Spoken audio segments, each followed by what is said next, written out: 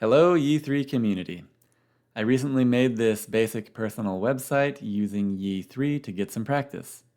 It has a home page that introduces me and identifies the topics that will be covered in this video, and it has an About Me page with some pictures and captions. In this video, I'll explain each step that I took to complete the project and share some things that I learned along the way. I hope it helps.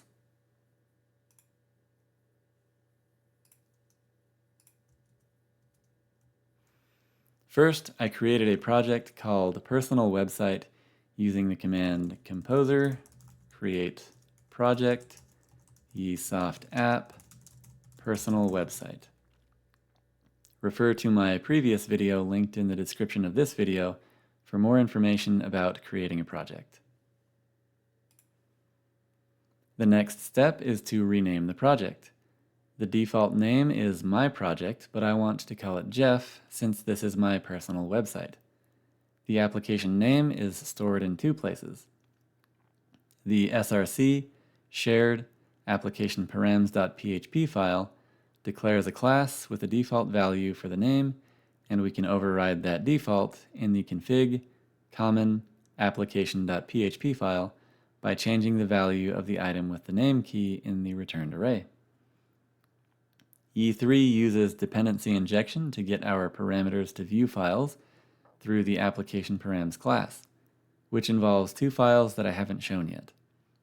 I decided to give myself practice with dependency injection by making some custom parameters. I'll briefly show how to get those custom parameters injected into view files.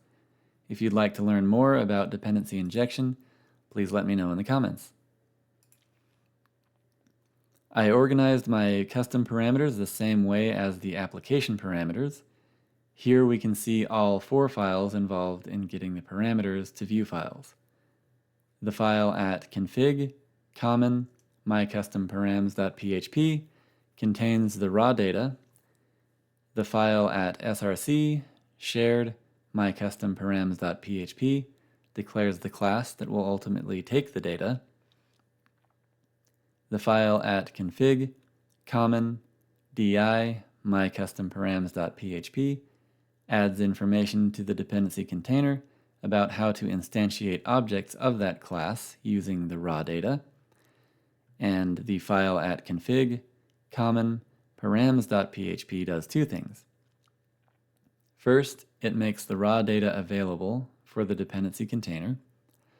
Second, it tells Yii to inject my custom parameters into views. To understand how to work with those parameters in the views, let's look at the homepage file located at src web homepage template.php. Here you can see that I access the myCustomParams variable that we told Yii3 to inject into views from the params config, populated with data from myCustomParams. While we're here, notice that I used PHP tags to build the HTML content. Yii3 uses PHP as the default template engine. Yii3 also supports using other template engines, such as Twig. If learning about template engines is interesting to you, please let me know in the comments.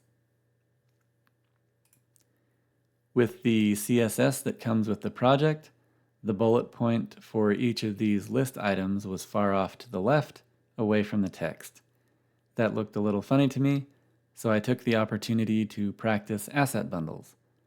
To bring the bullet points closer to the text, I added these inline block and text left classes to the unordered list, and made a CSS file to apply my preferred styles to elements with those classes. The CSS file is located at assets main mystyles.css, and I added that file to the CSS array in the main asset located at src web shared layout main asset.php. Notice that the main asset class has three properties: base path, base URL, and source path. Each of those properties refers to a directory that is used when publishing the asset bundle. The base path is the web accessible directory that contains the asset bundle's files. The base URL is the base URL for the relative asset files. And the source path is the directory that contains the asset bundle source files. The @ sign indicates an alias defined in the array returned by the config common aliases.php file. Beginning with source path, we find the assets source alias. Finding the assets source key in the alias file, we see that its value uses the root alias. Finding the @root key, we see that it has two parent directories from the current directory. Two directories up from config common is our personal website directory, which is the project root. From there, we go to assets, and we finished resolving the alias. Going back to the main asset source path property, we continue to the main directory where our source files, such as this mystyles.css file, are. Next, the base path property uses the assets alias. Finding the assets @assets key in the alias file, we see that its value uses the root alias, which we're already familiar with. From there, we go to public assets, and we finished resolving the alias. Going back to the main asset base path property, we continue to the main directory. The main assets will be published into a directory at this location, and its name will be a hash of the source directory, which you can see right here. Finally, the base URL property uses the @assets URL alias. Finding the @assets URL key, we see that its value uses the base URL alias, which is a / that refers to the home page or root of the website. Then assets. So I can load my styles file with the URL localhost assets main, the hashed directory name, mystyles.css. Like so.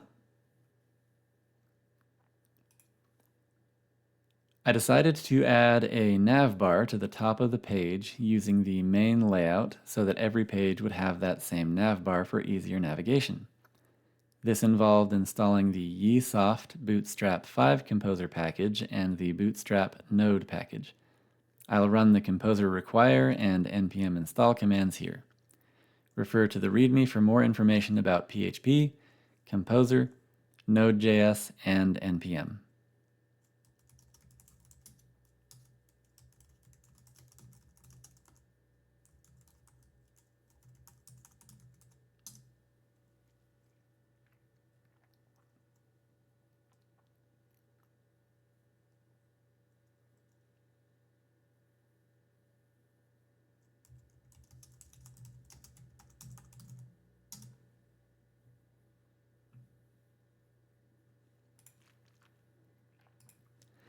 Looking at the main layout file located at src web shared layout main layout.php, you can see that I created a Bootstrap navbar, added it after the logo, and put in some items linking to my personal website's home and about me pages. Another important step is registering the Bootstrap asset. Besides the main asset for the project, we can also add assets provided by packages that we install. The Bootstrap asset is located at vendor, Yii3, Bootstrap 5, src, assets, bootstrap asset.php. It has public string properties for the base path, base URL, and source path, just like our main asset but with different values. Beginning with source path, we see a new alias, npm. The npm alias has not been defined in our project yet, so we'll need to add it. Since source path refers to the location of the source files, we need to know where those source files are. We installed the source files using npm install, so we know that they will be in the node modules directory. There, we see a bootstrap directory that contains a dist directory, which matches our bootstrap assets source path. That means that assigning the root alias node modules as the npm alias will get us the right path to the bootstrap source files. Base path uses the assets alias, which we've seen before, so the assets will be published in a directory in public assets. Again, the name of the directory will be a hash of the source directory, as you can see here. Base URL is just the assets URL, so we can load a bootstrap asset with the URL localhost assets hashed directory name css bootstrap.css, like so. Now that we have a navbar to navigate from any page to any page, it's time to set up the route to the other page. We do that in config common routes.php. Looking at the home page route, we can see that a GET request to the root of the website named home will use the home page's action class located at src web homepage action.php. When invoked, it renders the template.php file in the same directory. We saw that file earlier in the video when building the homepage. Following the same pattern, copy and paste the homepage directory, rename the copy to About Me, and change the homepage part of the namespace in the action.php file to About Me. I put images with captions on the About Me page and made an asset bundle for the About Me page's styles to get some practice with asset bundles.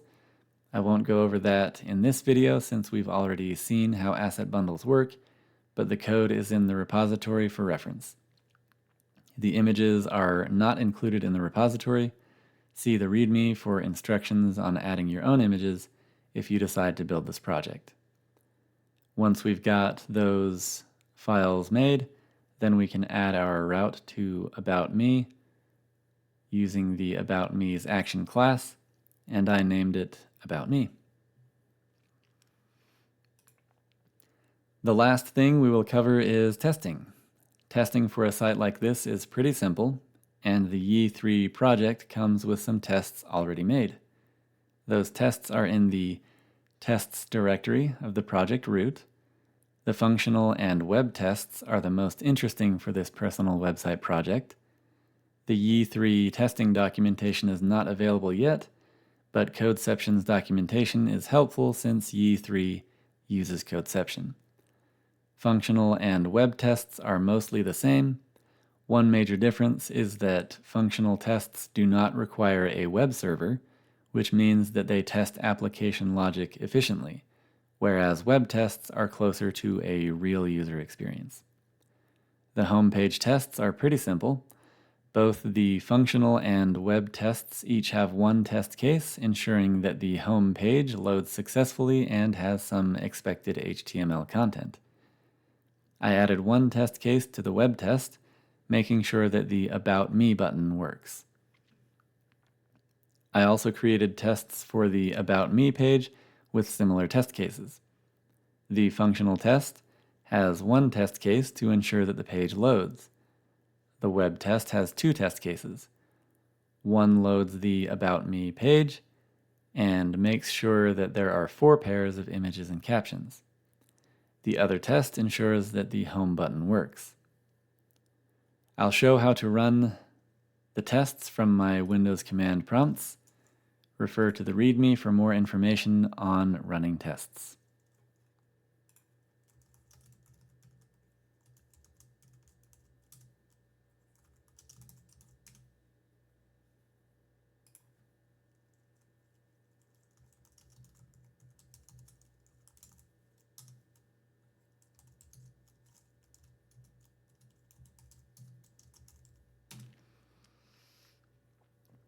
And as these tests run, we'll see some requests coming in on this prompt. All passed.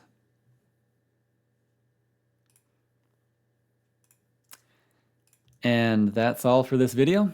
Thanks for watching the video. I hope it helped you understand the Yii3 framework better so that you can build Yii3 websites more easily and with greater confidence. If you want to learn more about anything that was mentioned in this video, such as dependency injection, template engines, asset bundles, and tests, please let me know in the comments.